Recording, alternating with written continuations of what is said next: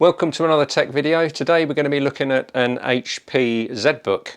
So without further ado, let's have a look.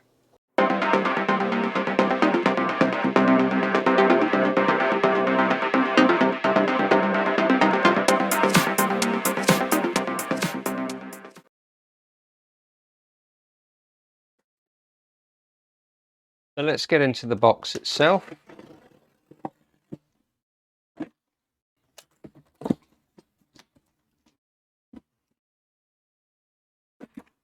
Okay, so in the right hand side we've got our standard power brick.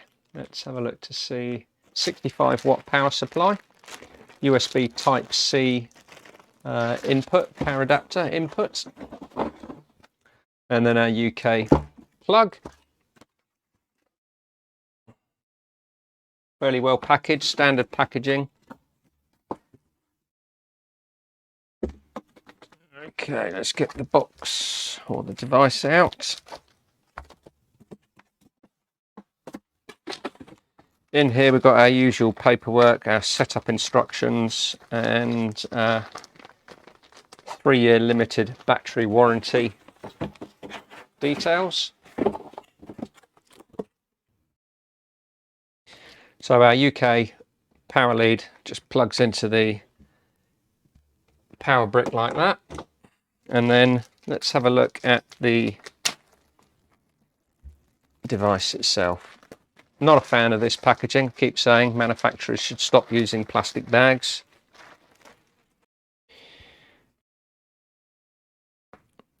Okay, so let's have a look at the box or the device itself. So we've got a matte black platinum finish or platinum silver finish with a glossy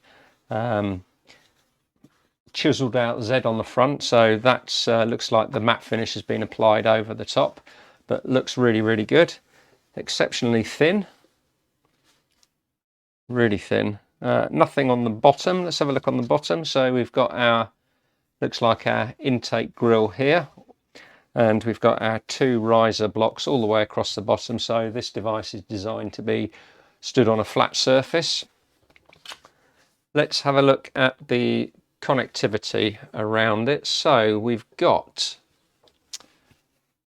inside, we've got an Intel Core i7 processor. So this is the 10510U. It's a 10th generation, 4 cores, clock speed of 1.8 gigahertz, boosting frequency up to 4.9 gigahertz. So fairly low clock speed on idle, but boosting all the way up to 4.9 gigahertz, which is great.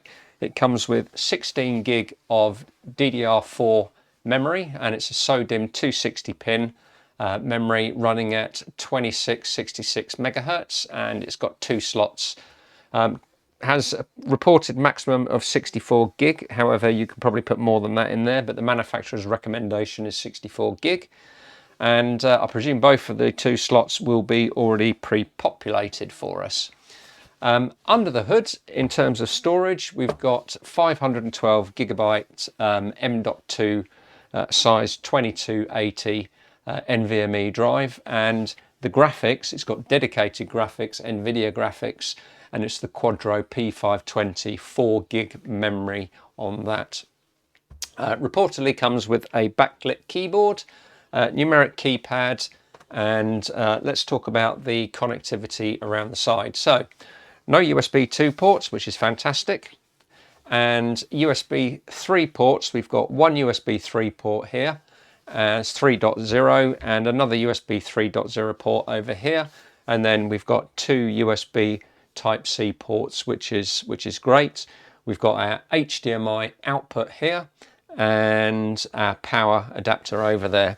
On this side we've got our standard Kensington lock, and we've got our combined headphone and microphone jack, headset jack here, and then over here we've got our SC card slot. So this is for a like a card that would have your authentication mechanism on it that you slot in, and it would log you in like that. Finish wise, again, really nice finish, matte finish. Let's talk about the height. So the height of the unit itself is 2 centimeters. Width of the unit is 36 and the depth of the unit is 24 and it weighs 1.75 kilograms. Okay, let's have a look inside. Okay, so this is a fairly large device. It's got 15.6 inch screen and the resolution is 1080p, so it's 1920 by 1080. It's an LED screen, matte finish, so non-reflective, although it is, you always get a bit of reflection, and the brightness is 400 nits. It's not touch screen and it's not a convertible device, i.e. the screen doesn't fold all the way around, but it does open up, as you can see here, quite flat. So you've got quite a lot of angular movement there on it as well. Okay, so let's have a look. What I can see over here, if we have a look down here, it looks like it's got a fingerprint reader, so we'll have to check that out, certainly when we first power up the device. We've got our trackpad here. Not a huge fan of the mouse clicks on the top. I prefer to use the actual trackpad on the bottom, which it does, so you've got left and right click on the trackpad as well. And then you've got your standard speaker grill at the top here, which happens to be Bang & Olufsen sound system, so that should be very good as well. And that's all there is to it, really. Let's talk about the screen size. Obviously, really useful having 15.5 inch screen and nice slim bezels around the side, slightly wider at the top because we've got our webcam functionality here. And by the look of it, that looks like, not sure what that is, that could well be depth of field. So for Windows Hello, you can use the webcam to sign in with your face if it's pretty enough. If it's not pretty enough, you won't get in, basically. Okay, right, so let's close that down now and let's go around and have a look to see how you would potentially get in the device. And as I can see here, we've got 1, 2, 3, 4, 5 screws on the bottom. So let's go ahead and take the pack back off and see what the upgrade options are. Okay, right, so let's have a look to see if we can get in it.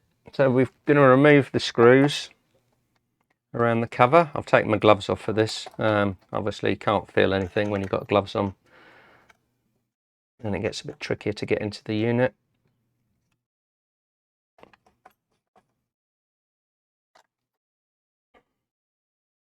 So it seems like these screws don't actually come all the way out. They seem to have like a little lock that prevents you from taking them out of the actual case itself, which I think is, I think that's a great idea, because forever losing screws and then having to go through my screw store to make sure that we can reattach them. Right, so let's have a look, see how we get in here.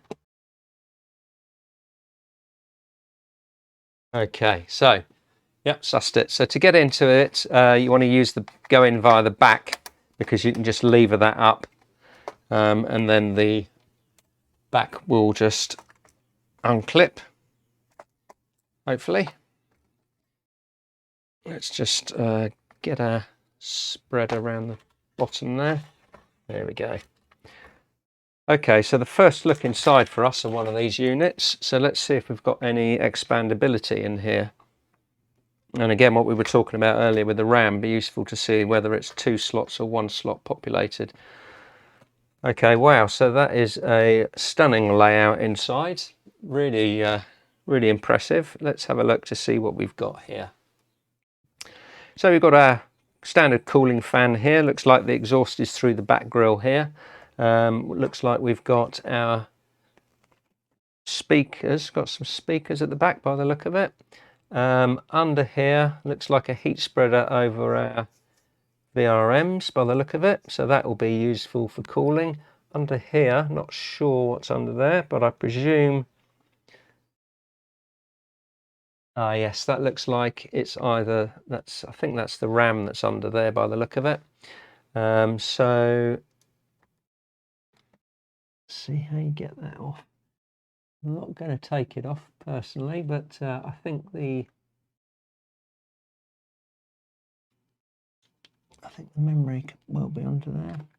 There we go. So it does just lift up. So underneath there we've got our 2 memory slots, 16 gig, 8 in each. I'm actually going to put that back on because we don't need to take that off. That just clips back over the top of it, protecting it. And then on the right hand side here we've got our NVMe drive. So it looks like in terms of upgradability you are fairly limited in what you can do. Over here is our wireless card, just there. It's our wireless card, so you won't need to change that. You've got obviously your battery. So the M.2 drive is saying is an M.2 by 4, and you have got another slot here. I didn't see this one, but yes, you can add another M.2 drive which will sit on along this section here. So yeah, plenty of upgradability. If you need more storage, in addition to the 512 gigabyte that's already installed, you can add another M.2 drive here. So you can perhaps put a terabyte M.2 drive in there, and you've got to make sure that this is the relevant size, so it needs to be a small one. So this is a 2280 and it needs to be half that size and go in there, so it gives you the additional storage. So in terms of upgradability, yep, not too bad. Because it's got 16 gig in here, you would need to replace it with another matched pair, but yeah, that's all there is to it. So without further ado, let's get the cover back on and then have a look to see what software you get included with it, if they bundle any bloatware with it, which we are really not fans of, and let's get it all clipped back in together. Okay, so that's it all back together.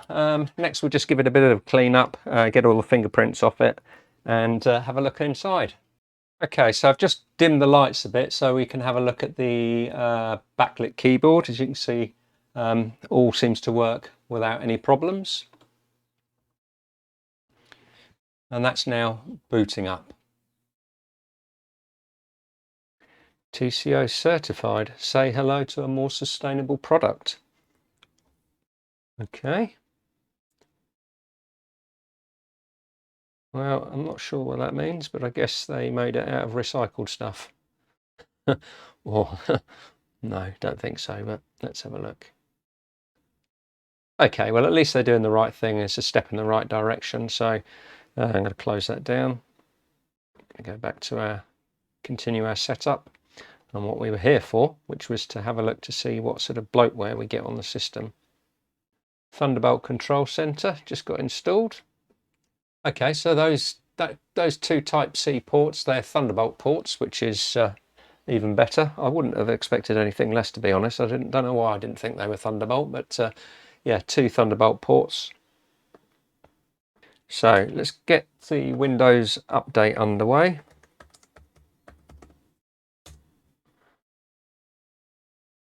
Let's see how many updates we've got. In the meantime, let's go back and go to our system, go to About, and check it over. So Windows 10 2004. Okay. So now we can go back to our Windows update. All right, so let's have a look, see what we've got. Standard stuff. Okay, good. Right, so there's quite a few updates to go in, so we're going to leave that running while they're all going in, and I'm going to go in and have a look at the software that we've got. The way I do that is I always go through the apps to see what's actually installed. Looks great so far. HP Client Security Manager, which is good. Quick Drop, HP Security Update Service, Microsoft Office 365 English US version. That's great that they haven't bundled all the different languages in with it, because that's one of my pet gripes, having to go through and uninstalling all the different language versions. Wow, okay. Not even any security. So we don't get McAfee. We do get SureClick and client security. Let's have a look at that. So while that's installed, let's now have a look at the camera. Let's turn the light back on.